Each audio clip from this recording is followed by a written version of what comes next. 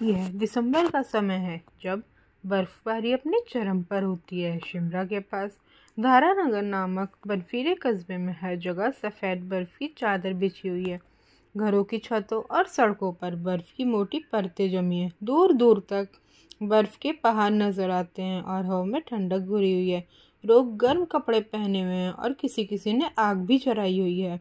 यह कस्बा शांति और ठंडक से भरपूर रखता था, लेकिन आजकल ऐसा नहीं था, क्योंकि वहाँ रहने वाले लोगों में एक डर फैल रहा था और यह डर एक भेड़िया मानव के हमले का था। इस जीव ने पिछले दिनों 3 लोगों पर हमला किया था और उनमें से अब कोई भी जीवित नहीं बचा था।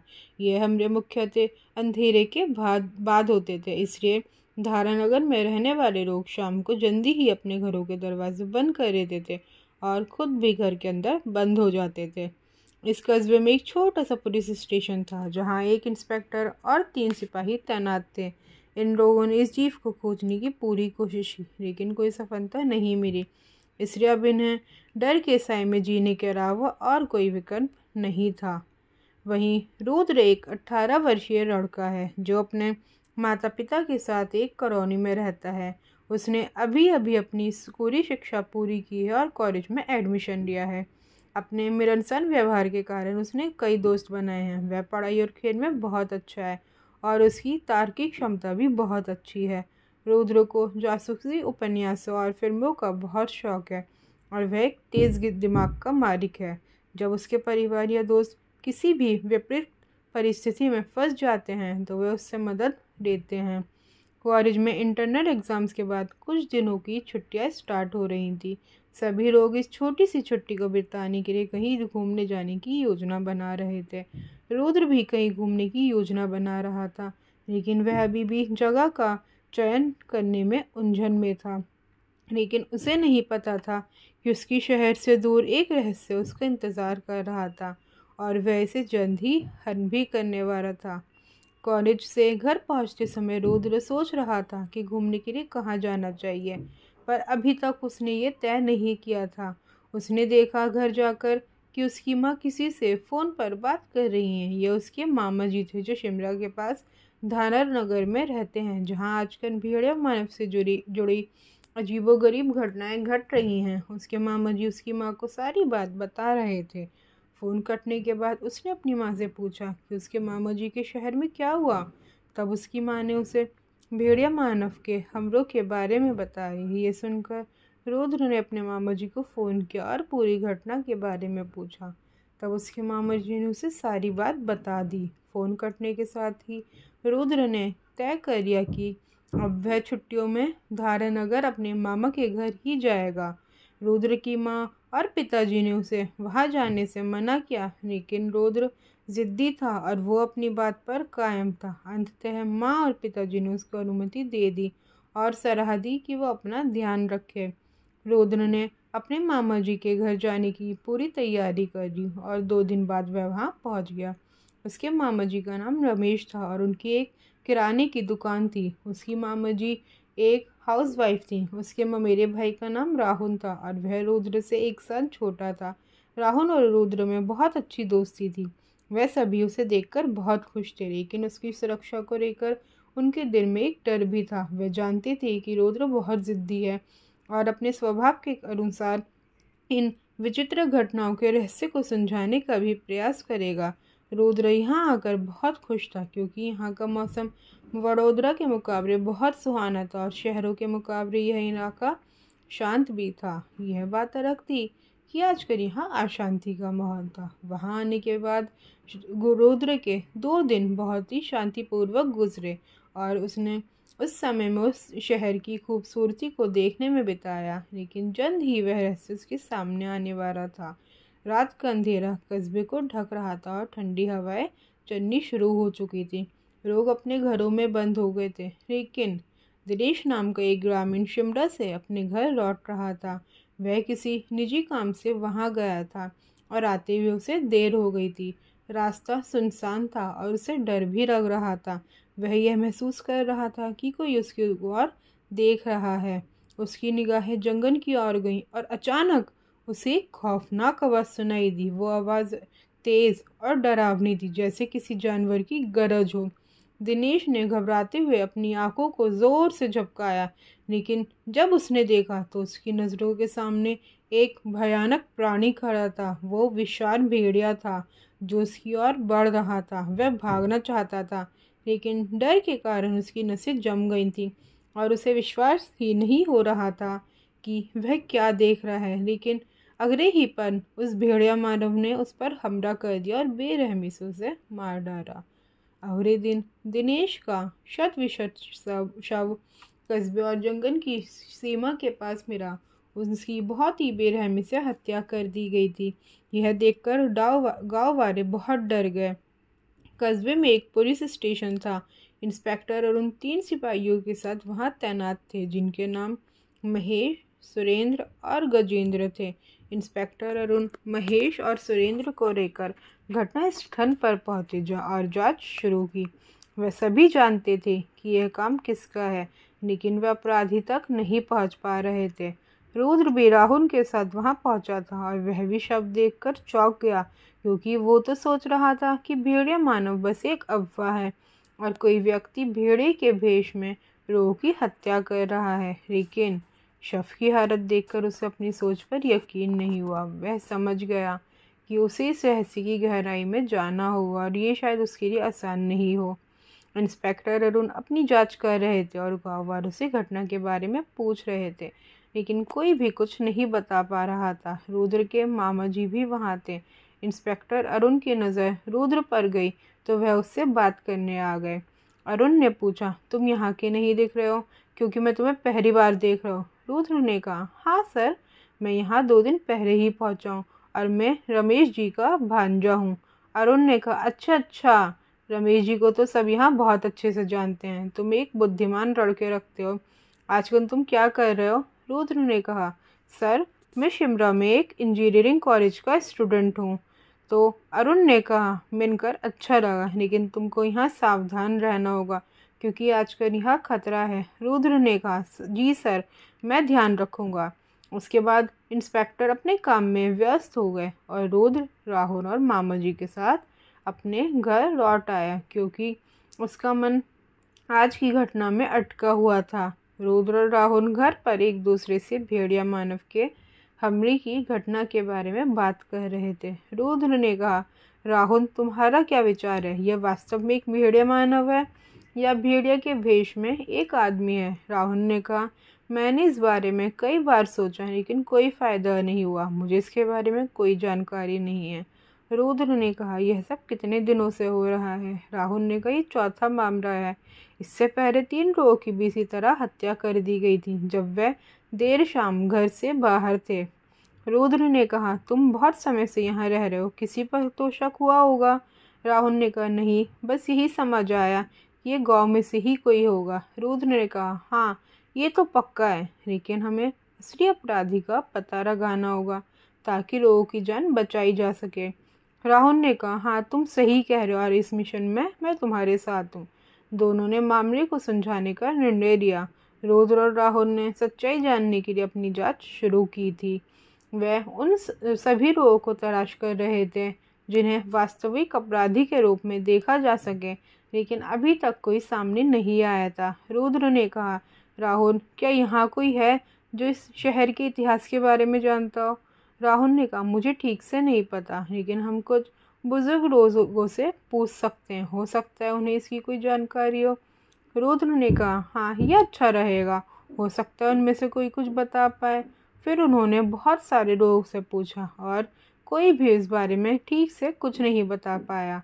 सबके पास बहुत ही थोड़ी जानकारी थी, जो कि उनके लिए काफ़ी नहीं थी। फिर उन्होंने इंस्पेक्टर अरुण से मिलने का फैसला किया ताकि मामले में अब तक की उनकी जांच के बारे में पता चल सके, ताकि वो इस रहस्य को सुलझा सकें। उस दिन शाम हो चुकी थी, इसलिए उन्होंने अगले दिन पुलिस स्टेशन जाने का फैसला किया और वो घर लौट आए, क्योंकि मामा जी और मामी जी ने उन्हें अंधेरा होने से पहले घर लौटने की सख्त हिदायत दी थी। अगले दिन शाम को रुद्र और राहुल इंस्पेक्टर अरुण से मिलने पुलिस स्टेशन पहुंचे। वह उन्हें वहां देखकर आश्चर्यचकित हुए। अरुण ने पूछा, क्या हुआ? तुम दोनों यहाँ क्यों आए हो और देर शाम को यहाँ घूमना जोखिम भरा है। रुद्र ने कहा, सर हम भी इस केस में आपकी मदद करना चाहते हैं, इसलिए हम अब तक की गई जांच के बारे में जानना चाहते हैं। अगर आपको कोई परेशानी ना हो तो। अरुण ने कहा, मुझे तो कोई परेशानी नहीं है, लेकिन तुम्हें इस सब में नहीं पढ़ना चाहिए क्योंकि यह खतरनाक हो सकता है। रुद्र ने कहा, कोई बात नहीं सर, हम अपना ख्याल रखेंगे। इंस्पेक्टर अरुण को रुद्र की बुद्धिमत्ता का पता था क्योंकि वह रमेश को बहुत अच्छी तरह से जानता था और रमेश जी हमेशा रुद्र की प्रशंसा ही करते थे, तो इसलिए उन्होंने कोई आपत्ति नहीं दिखाई।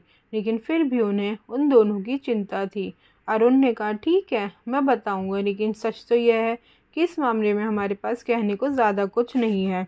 हमें नहीं पता कि वह कहाँ से आता है और कहाँ जाता है, या फिर वो हम में से ही कोई एक है। यहाँ तक कि बुजुर्ग गाँव वालों को भी इस जीव के बारे में कुछ नहीं पता है। इंस्पेक्टर अरुण दोनों से बात कर ही रहे थे कि सिपाही महेश भागा भागा आया और बोला, जल्दी चलो सर, फिर से हमला हुआ है। भेड़िया मानव ने एक और व्यक्ति को मार दिया। यह सब धारानगर के पास जंगल की सीमा के पास हुआ है, इसलिए जल्दी चलो आप भी। इंस्पेक्टर अरुण तेजी से उठे और भागे और उनके पीछे रुद्र और राहुल भी भागे। वे सभी जंगल की सीमा पर पहुंचे जहां यह घटना घटी थी। शव बहुत ही बुरी हालत में था। अरुण ने जांच शुरू कर दी और वहां एकत्र हुए लोगों से पूछा कि क्या किसी ने कुछ देखा है, लेकिन कोई कुछ नहीं बता पाया। तभी एक आदमी आगे आया और इंस्पेक्टर अरुण उसे पहचानते थे। वह उमाकांत थे और वह इतिहास के टीचर थे। वह शिमला और इस कस्बे के बीच स्थित एक स्कूल में टीचर थे। राहुल भी उसी स्कूल में पढ़ता था। तो अरुण ने कहा, नमस्ते सर, क्या आप कुछ कहना चाहते हैं? उमाकांत ने कहा, हाँ सर, दरअसल यह हत्या मैंने सामने होते हुए देखी है। आज मुझे स्कूल से लौटने में देर हो गई थी, तभी मैंने उस प्राणी को देखा जिसने इस आदमी पर बेरहमी से हमला किया और उसकी हत्या कर दी। अरुण ने कहा, कोई बात नहीं सर, लेकिन अगली बार शाम को देर से घर आने से बचें। अरुण को उमाकांत जी पर शक हो रहा था, इसलिए उसके पास कोई सबूत नहीं था, तो उसने उन पर नजर रखने का फैसला किया। रुद्र को भी इस उमाकांत टीचर पर शक था, लेकिन वह निश्चित नहीं था, इसलिए उसने राहुल से पूछने का फैसला किया। रुद्र ने कहा, राहुल, मुझे ये आदमी ठीक नहीं लग रहा है। राहुल ने कहा, कौन? उमाकांत सर? रुद्र ने कहा, हाँ, क्या तुम उन्हें जानते हो? राहुल ने कहा, हाँ, उन्होंने मुझे 2 साल पहले हिस्ट्री पढ़ाई थी और वो बहुत ही प्रतिभाशाली और अच्छे व्यवहार करने वाले। मुझे ही नहीं लगता कि इन घटनाओं में वो हो सकते हैं। रुद्र ने कहा, लेकिन लगता है वह कुछ छुपा रहे हैं और मुझे लगता है हमें उनसे मिलना चाहिए। तो राहुल ने कहा, ठीक है, वैसे तो ऐसा पक्का ही कुछ नहीं है, लेकिन तुम्हें संदेह है तो हम उनसे मिलने चलेंगे। हम एक दूसरे को बहुत अच्छे से जानते हैं। रुद्र ने कहा, ठीक है, तो हम उनसे जल्दी ही मिलने जाते हैं। अगले दिन रुद्र और राहुल उमाकांत जी के घर गए। उमाकांत जी ने राहुल को पहचान लिया और वे उसे अपने घर में बुलाकर बात करने लगे। उमाकांत जी ने पूछा, कैसे हो राहुल, बहुत दिनों बाद दिखे? राहुल ने कहा, हाँ सर, मैं ठीक हूँ, आप बताइए आप कैसे हैं? उमाकांत ने कहा, मैं भी ठीक हूँ। ये आपके साथ कौन है? राहुल ने उसे रुद्र से मिलवाया और फिर सब कुछ बताया और यह भी बताया कि वे इस भेड़िया मानव के मामले में सच्चाई की तलाश कर रहे हैं। रुद्र ने कहा, सर, क्या आपको इस जीव के बारे में कुछ जानकारी है? उमाकांत ने कहा, इतना तो नहीं है, लेकिन मुझे इस बारे में कुछ जानकारी है क्योंकि मैंने इस विषय पर कई किताबें पढ़ी हैं और कई शो भी देखे हैं। मैं उन्हें आपके साथ शेयर करना चाहूँगा। रुद्र ने कहा, ज़रूर सर, और बहुत बहुत धन्यवाद। उमाकांत ने कहा, भेड़िया मानव के बारे में कई मान्यताएं, जिसमें सबसे सामान्य मान्यता यह है कि जब कोई इंसान पूर्णिमा की रात को एक खास तरीके से शापित या प्रभावित हो जाता है तो वह मनुष्य भेड़िए से में रूपांतरित हो जाता है और भेड़िया मानव बन जाता है।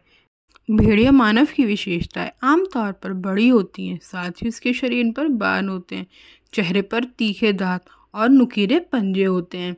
ये प्राणी बहुत तेज और ताकतवर होता है, जिससे वह अपने शिकार की खोज में अधिक सक्षम हो जाता है। रुद्र ने कहा, हाँ सर, मैंने भी इसे पढ़ा है। भेड़िया मानव को चांदी से बहुत नुकसान होता है। अगर उन्हें चांदी के कोई हथियार जैसे चांदी की गोली या चांदी की छुरी से मारा जाता है तो ये उनके लिए घातक हो सकता है।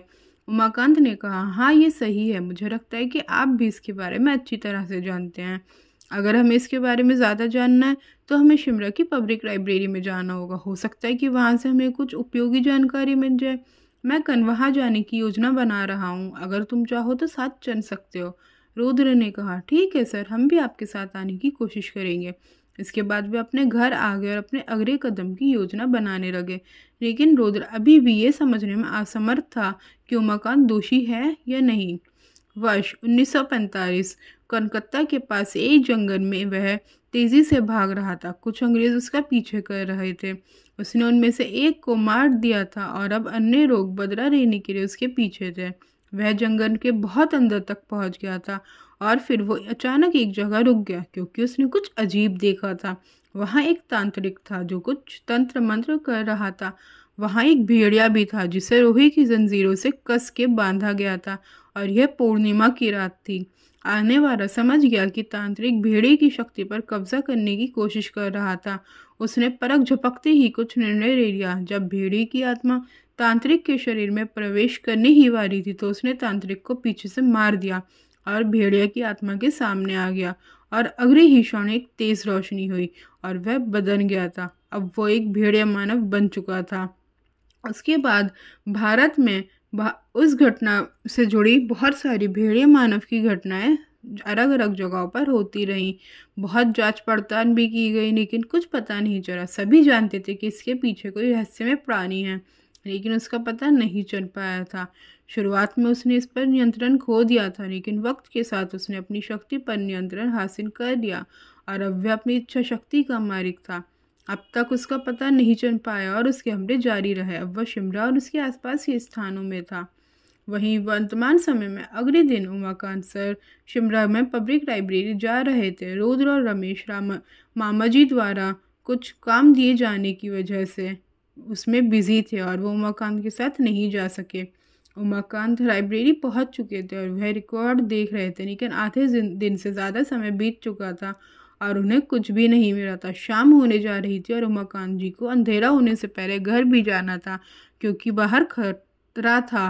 वह इसी बारे में सोच रहे थे कि तभी अचानक उन्हें एक किताब मिली जिसमें शिमला के आसपास घटी रहस्यमय घटनाओं का जिक्र था। उमाकांत जी उत्साह से भर गए और उन्होंने पुस्तक को देखना शुरू किया और फिर उन्हें आवश्यक जानकारी मिल गई। वह तुरंत रुद्र और राहुल के साथ साझा करना चाहते थे, इसलिए उन्होंने उन्हें फ़ोन किया और 1 घंटे बाद अपने घर आने को कहा। उमाकांत जी जल्दी से घर पहुंचना चाहते थे, लेकिन अंधेरा होने लगा था। वहां पर बस उन्हें कस्बे की जंगल की सीमा के पास छोड़ गई और उन्हें वहां आगे पैदल ही घर जाना था।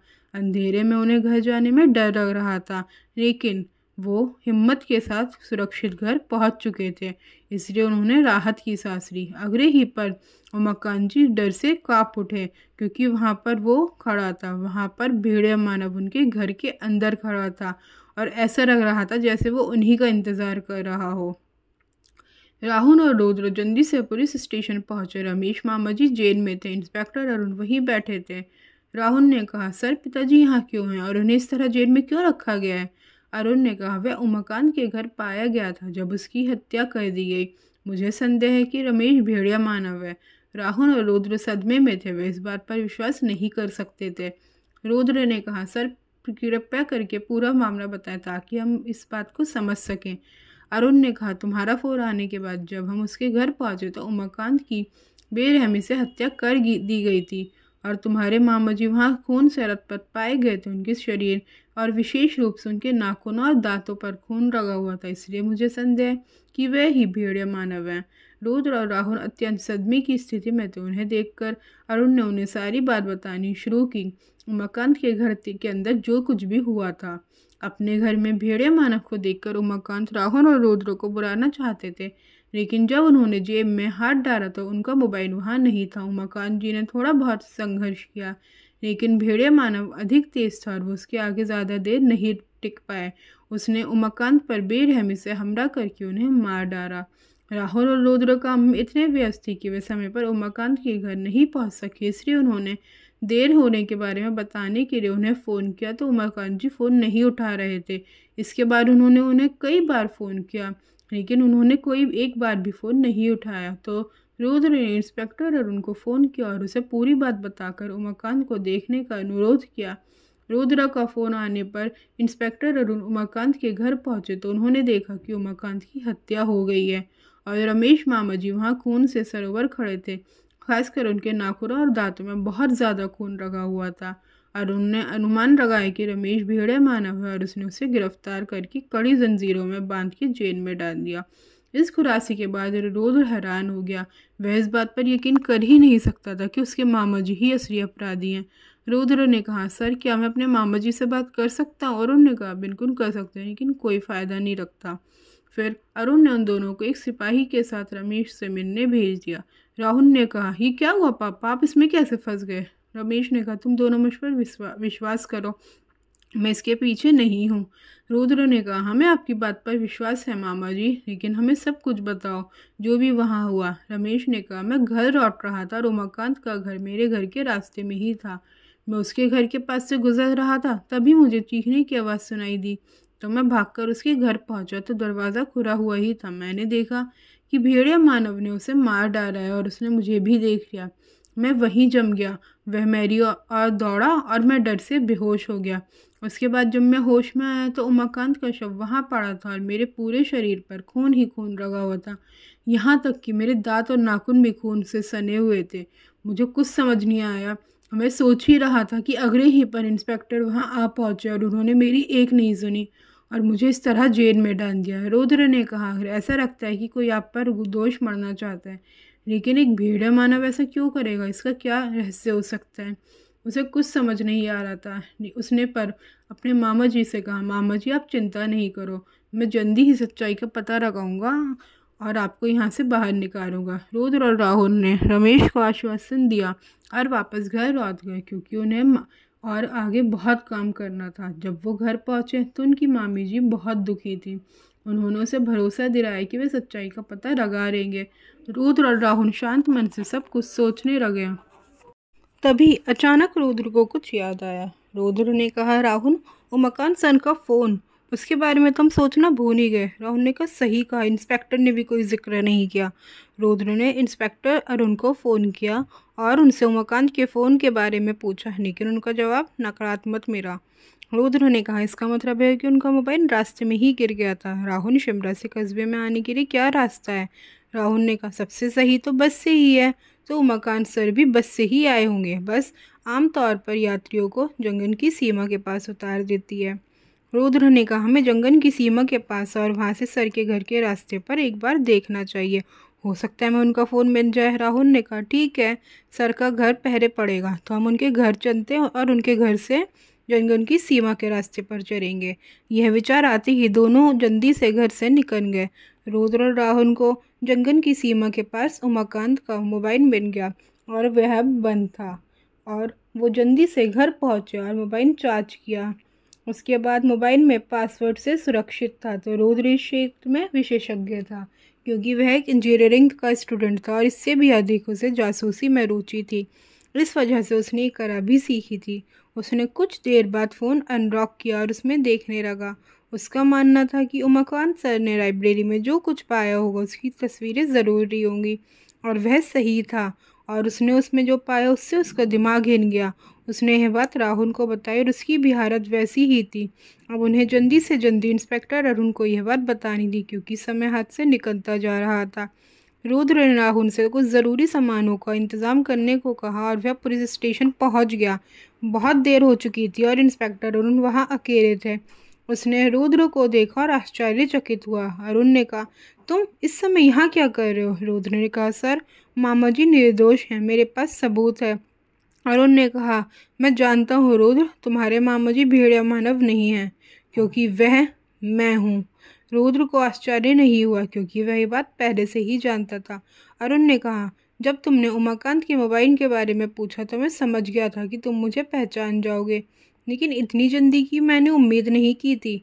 रुद्र ने कहा, बाकी सब भी जल्दी ही ये बात जान जाएंगे। अरुण ने कहा, मुझे ये कहते हुए बहुत दुख हो रहा है, लेकिन ऐसा कुछ नहीं होगा।